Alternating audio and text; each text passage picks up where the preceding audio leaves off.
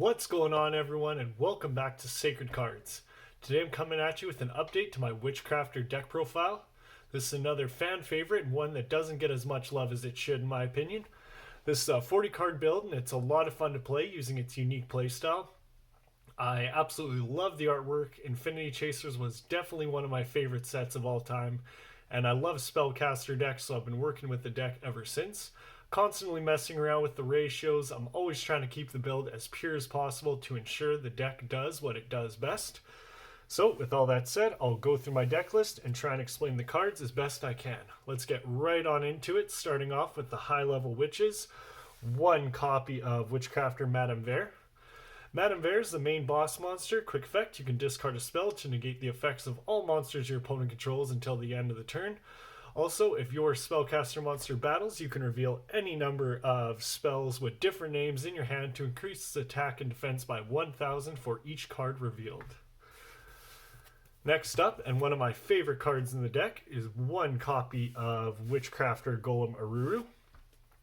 This card has the ability to quick effect when your opponent activates a card or effect that targets your spellcaster monster or targets it for an attack. You can quick effect, target a card your opponent controls or Witchcrafter spell in your graveyard, special summon this card from your hand, then return the targeted card to the hand.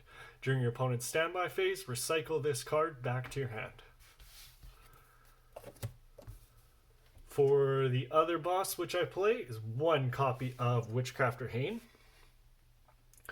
When Witchcrafter Hane is on the field, your opponent cannot target other spellcaster monsters you control with card effects. Also, quick effect, you can discard one spell and then one face-up card your opponent controls and destroy it. Last of the high-level witches is one copy of Witchcrafter Adele. I really like having access to this card because it does come up often. Adele can quick effect, discard a spell, then special summon a Witchcrafter monster from your hand. Also, you contribute this card to target a spellcaster monster in your graveyard and special summon it back to your field. Now for the Witchcrafter students, I play three copies of Witchcrafter Shmieta. All of the lower level Witchcrafter monsters share the effect that during either player's main phase, quick effect, you contribute this card, then discard a spell to special summon any Witchcrafter monster from your deck. Shmieta can banish herself from the graveyard to send one Witchcrafter card from your deck to the graveyard. Really good for fallout plays and increasing the number of spells in your hand by the end of the turn. Next, I play three copies of Witchcrafter Jenny. You can banish this card and one Witchcrafter spell from your graveyard. This effect becomes that spell's effect. This will allow you to use the same effect twice in a turn, which can be very helpful, especially when you're trying to apply certain effects depending on the current situation. Now we have two copies of Witchcrafter Pitor. You can banish this card from your graveyard to draw one card, then send one Witchcrafter card from your hand to the graveyard. So you always want to make sure you have one in hand prior to, activating this effect. But it does help you gain card advantage. And last of the Witchcrafter monsters, I like to play two copies of Witchcrafter Pottery. If you have no cards in your hand, you can banish this card from the graveyard, then add a Witchcrafter spell from your graveyard back to your hand. It's always good to see a Witchcrafter name, so I like to play a good amount of the lower level monsters. Now, last of the monsters I play is a bit of a tech card in one copy of Blazing Cartesia, the Virtuous. It has the ability that during the main phase, quick effect, fusion summon a level 8 or higher fusion monster using material from your hand or field. Plus, during the end phase, if a fusion monster was sent to the graveyard, you can recycle this card from the grave back to your hand. One copy is perfect for the deck, in my opinion. Now that's it for the monsters. It's a small count because you want to see more spells than monsters, so I like to adjust my ratios accordingly.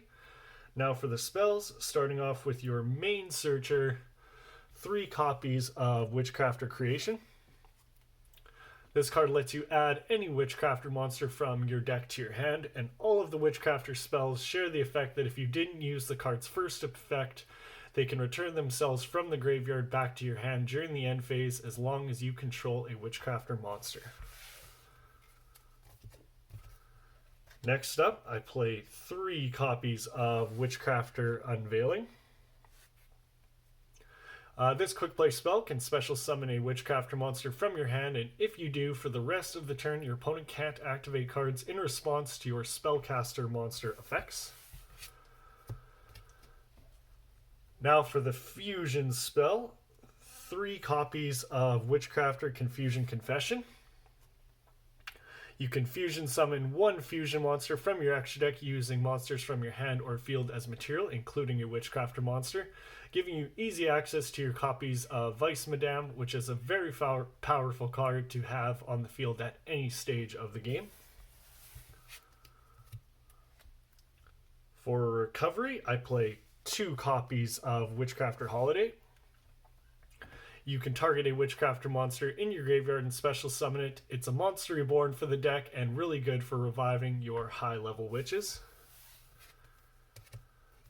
Now for the one-ofs, I like to play 1 copy of Witchcrafter Collaboration.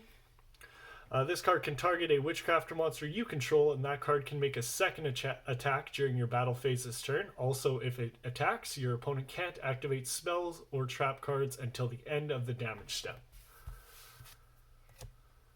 Now for spell trap removal, I have 1 copy of Witchcrafter Draping. This quick play spell that can target spells and traps your opponent controls up to the number of Witchcrafter monsters you control and return them to the hand. Now for the continuous spells, we have 1 copy of Witchcrafter By Street. I absolutely love this card.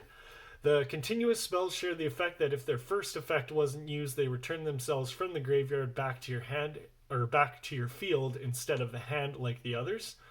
By Street provides protection for the first time each Witchcrafter monster would be destroyed by battle or card effect. It is not.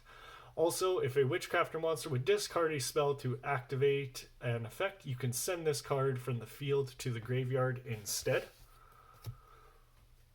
Next is a single copy of Witchcrafter Scroll. All of the Witchcrafter spells have great synergy within the archetypes, so you like to see them as part of the strategy. Scroll is the effect of once per turn. When your spellcaster monster destroys a monster by battle, you can draw a card, and just like By Street, if your Witchcrafter monster would discard to activate an effect, you can send this card from the field to the graveyard instead. Next up, I've decided to play 3 copies of Pot of Extravagance for consistency and draw power. This card will let you banish up to 6 cards randomly from the extra deck to draw 2 cards. I think Extrav is the best pot card for the deck, as we don't go into the extra deck that often, and there's only 1 monster in there that we care to summon anyways. Next, I recently chose to play 3 copies of Dark Ruler No More. This card can be really good to let you set up going second and for recovery to help you break your opponent's board. By negating all their monster effects, it will allow you to play the game and hopefully gain card advantage over your opponent. Next, we have a few one-ofs, starting with 1 copy of Magicalized Fusion. This card is another way to fusion summon by banishing materials from your field or graveyard. 1 copy is perfect in my opinion, and we don't mind banishing our monsters as we do have ways to recycle and recover them if needed. Now, I'll probably never play this deck without my 1 copy of Reasoning. Reasoning just might be my favorite card in the deck. Even back in 03, I never built a deck without this card. Thankfully, it makes so much sense in this deck as you can potentially gain a ton of card advantage. Your opponent calls out a monster level and you excavate cards from the top of the deck until you hit a monster. If they called it right, send all the cards to the graveyard, but if not, special summon that monster. All the spells that you send can return back to your hand at the end phase. And the last spell card we play is 1 copy of Called by the Grave. Extremely important for this deck because we tribute and discard for cost, so unfortunately an Ash Blossom can hurt pretty bad, but all in all, it's just a great card to have access to. Now that's it for the Witchcrafter spells. Now I play just a single trap in 1 copy of Witchcrafter Patronus. Patronus is a continuous trap that lets you target a spellcaster monster that is banished or in your graveyard, shuffle it back into the deck, then you can add a Witchcrafter spell from your deck to your hand. Also, if this card is in the graveyard, you can banish it to target any number of banished Witchcrafter spells with different names and add them back to your hand.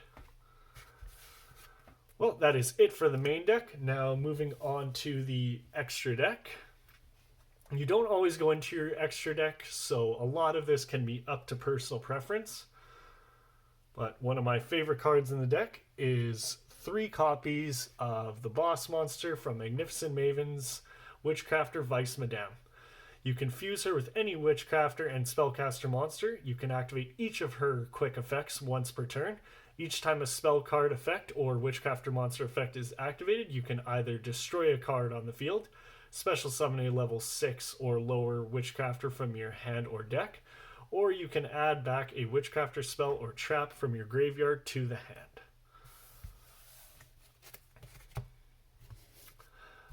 Next is a few Link monsters, starting with 1 copy of Selene, Queen of Master Magicians. When Link summoned, you can place counters on this card up to the number of spells on the field and in the graveyards. During the main phase, quick effect, you can remove 3 counters to special summon a spellcaster monster from your graveyard to a zone she points to.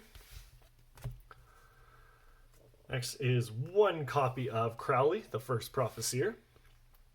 Crowley will let you normal summon a level 5 or higher spellcaster monster from your hand without tributing. And next we have 1 copy of Akashic Magician. When it is link summoned, it can return each monster it points to back to the hand. Its other effect doesn't ever come up because I've never been able to co-link it, but it is another option to have. Following that up, we play 6 Charmers for all the different attributes we play in the deck, starting with 1 copy of Dark, 1 copy of Light, 1 copy of Wind, 1 copy of Water, 1 copy of Fire, and 1 copy of Earth. Now for the non-spellcaster monsters, I have a copy of Nightmare Unicorn. Pretty self-explanatory. Unicorn is a link 3 that will allow you to discard a card to target a problematic card on the field and shuffle it back into the deck. Now I have a link 1 monster in Artemis, the Magistus Moon Maiden. Now I love Magistus and that whole archetype, as I've showcased their profile on my channel before, but mainly she is here for the situations where you have a lower level witch on the field. It's an easy way to get them to the graveyard with it, where they can have access to their graveyard effects. And finally, the last monster I play is a lone Xyz monster in 1 copy of Downerd Magician. This card gains 200 attack for each material it has, and if it attacks a defense position monster, inflict piercing battle damage. If this card battles, detach a material. If this card battles, detach a material. Also, shout out to the beautiful quarter century secret rare. Well, that is it for the deck profile. I really hope you enjoyed it. If there's anything you like or don't like, feel free to leave me a comment telling me what you think. Be sure to like the video if you did, and subscribe for more content. Thank you for your support, enjoy the sacred cards, and I'll see you all in the next one.